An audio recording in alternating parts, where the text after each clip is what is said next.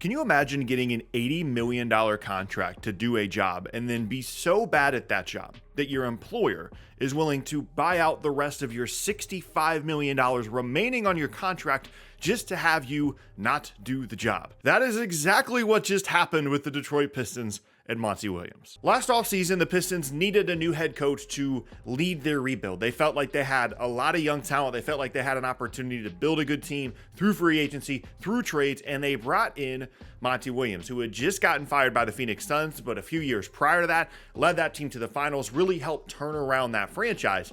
And Detroit felt so strongly in the concept of Monty Williams as their head coach, as their guy, the guy that was going to turn the franchise around, that they gave him a record-breaking 6-year, $78 million contract to be the head coach of the Detroit Pistons. And here we are a year later, and they are once again looking for a new coach. Now, for those of you that are keeping track at home, Monty Williams is going to get the full $78 million on the deal. There's $65 million left.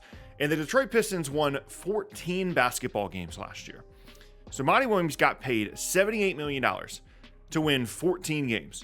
That is over $5.5 million per win for one NBA season. But somehow, it's even worse than that, because not only were they not good, not only did they only win 14 games, but also the development of the younger players, which is the whole point of this rebuild. The whole point of this roster is to develop these young guys and prioritize them and develop the young talent that they have. The development of a lot of those guys was stunted this past year, and they still only won 14 games. Monty Williams, no disrespect to him, but this is arguably the most disastrous single-season coaching tenure in the history of the league. And the crazy thing is, there's a reason that Detroit wanted to bring him in the first place. He was successful in Phoenix. It is not an accident that they made the finals. Monty Williams did some good stuff with those Suns teams, and you don't just happen to make the finals with a bad head coach, at least in my opinion. Like, you are at least competent. You are at least good as a head coach if you are making the finals. And Detroit looked at that situation and said, as long as we offer him enough money, maybe we can bring in a guy that's actually a difference maker for our franchise. But here was the miscalculation. The biggest mistake of all that Detroit made when they brought in Monty Williams was not the money. It was not picking him in the first place. It was thinking that he would be able to work well within the environment that Detroit has set up there. This is a rebuilding situation. There was no scenario when they signed Monty Williams to be their head coach last offseason that he was going to go into this team and a year later they were going to be really good. It was always going to be a rebuild. It was always going to be a situation where they were going to have to develop their players. There was almost no scenario in which they were going to win 40 games last year. There was no scenario almost in which they were going to win 40 games this coming season either. And what the Pistons needed was a coach that was going to prioritize the development of the younger players and also be okay with a rebuild, be okay with the team not being great over the next couple of seasons, and then finally getting over the hump eventually.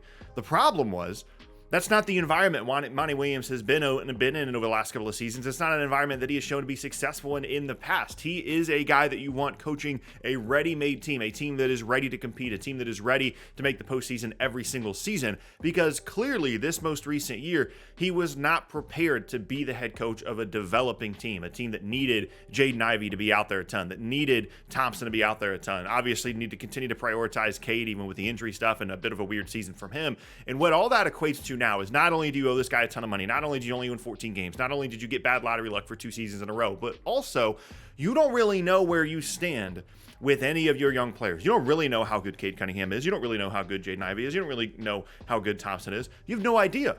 And you are still trying to evaluate all those things so you can make the right decisions for your roster moving forward. And this is as bad as it gets in terms of what a coach can do from year to year, just not helping your team at all. And the craziest part of all this to me too is the timing of all this, because most coaches have already gotten fired at this point. Like, if you're going to get fired from an NBA team, that was going to happen like a month and a half ago, 2 months ago.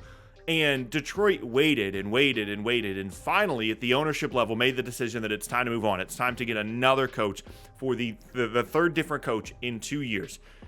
But they made that decision when a lot of the other good head coaches have already been taken, when a lot of these other guys have already been hired. Like now they're looking at like James Borrego, who's like a fine coach, but is he significantly better than Monty Williams? I don't know. Maybe. He's certainly better for the situation that they have in Detroit. He's experienced with dealing with rebuilding up and coming teams like he did in Charlotte. And I think he actually did a pretty good job as well, despite getting fired from Charlotte.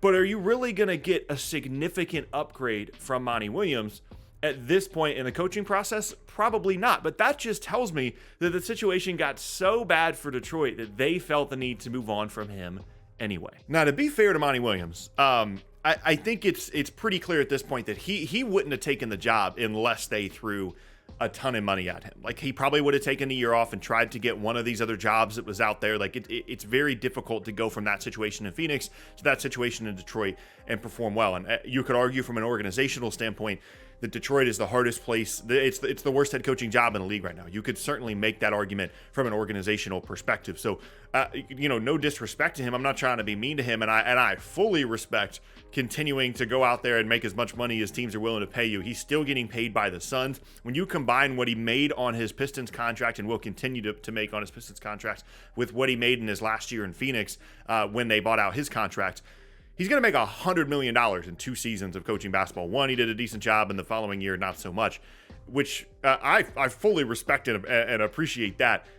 It was just a tough situation for him, and there were a lot of things he could have done better. I mean, he talked publicly about how he doesn't really, believe in analytics, and he talked about how or he showed with his actions that he didn't really want to develop the young guys. I mean, the fact that Jaden Ivey was on the bench for a ton of the season is just not okay, and it's not something that you can ever have happen in the situation that Detroit is in. But anytime a franchise goes through as many coaches as the Pistons do and are as bad as they have been for the last 5 years, you can't point to one guy. You can't say, oh, well, this is Monty Williams' fault. It's this other coach's fault. It's this other GM's fault. It's the organization as a whole. They're not putting good enough players out there. They're not drafting well enough. They're not building the team well enough. And they're not making the correct decisions from the top down. So with this news, I think a lot of people are going to absolutely crush Monty Williams, and that's fine. I mean, I've certainly said some negative things about him in this video as well, but the concept of paying a coach almost $80 million to do a job that they will not be good at. It's not a situation that Monty Williams was ever going to be good at. Then you have the pressure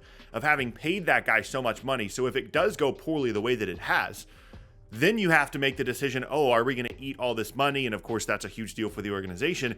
And also, if you're a guy that's looking to be a head coach, Detroit's not a place you want to go because they've already shown now a couple of seasons in a row that they do have a quick trigger, that they will get rid of these guys very, very quickly. And yeah, you might get a decent check out of it the way that Monty Williams had, but if your true goal and your true aspiration is to turn around the Detroit Pistons, that is just not a job that I think any coach out there right now would really want. They're going to get somebody. They're going to hire somebody to be the coach, but I think it is the worst head coaching position potentially in all of sports at the moment. Now, the only other thing that I'll say is, even though they waited too long during the coaching process to make this decision, even though it was a bad idea to bring him in the first place relative to the context of where he was successful previously as a head coach, I will say, at least they made the choice eventually. It kind of felt like if Monty Williams was making a couple $1 million a year, this decision would have already been made a while ago. And the real hang-up was how much money they were really going to owe the guy to just not coach the team.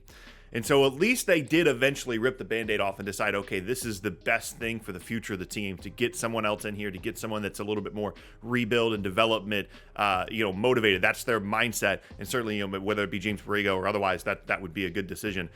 So I do applaud them for making the choice, for eating the money, even though the decision in the first place obviously was just terrible.